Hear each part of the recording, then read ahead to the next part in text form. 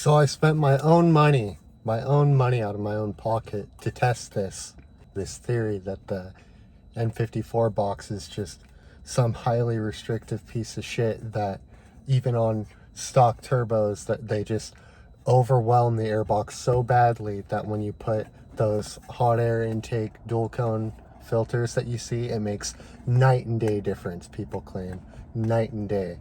So I spent my own money out of my own pocket to buy a vacuum gauge, and you can see just when I put a little bit of suction just from my own mouth that I can make this gauge move, and pretty far at that.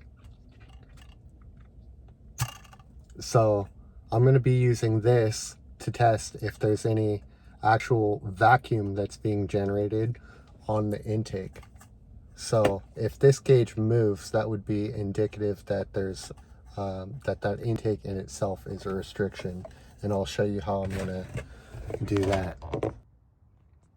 So as you can see, I have this orifice tapped inside of this volume.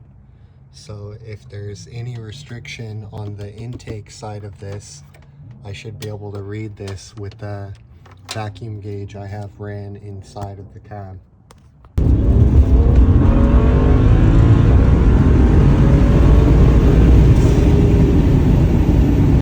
So as you can see, that shit barely fucking moved. Like, that is the ever so slightest amount of suction, which I did anticipate there being a little bit. I honestly anticipated there being more, but that's not going to be the night and day difference that everyone claims it to be. That's 100% placebo. Like, you hear it more, you think it's faster. It's really not on a stock turbo, and that's peaking about 19 psi. So